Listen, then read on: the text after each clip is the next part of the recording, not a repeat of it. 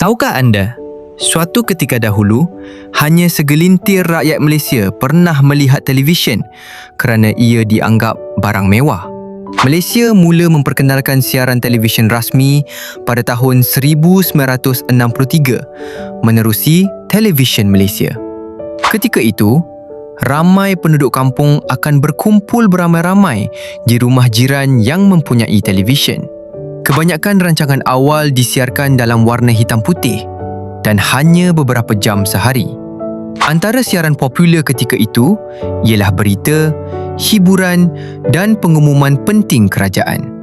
Televisyen perlahan-lahan menjadi alat penting untuk menyampaikan maklumat kepada rakyat seluruh negara. Pada era 1960-an, memiliki televisyen dianggap simbol kemewahan kerana harganya sangat mahal. Penubuhan TV Malaysia akhirnya mengubah cara rakyat Malaysia menerima berita dan hiburan sehingga ke hari ini. Kalau anda suka fakta ringkas macam ni, boleh follow untuk lebih banyak ilmu.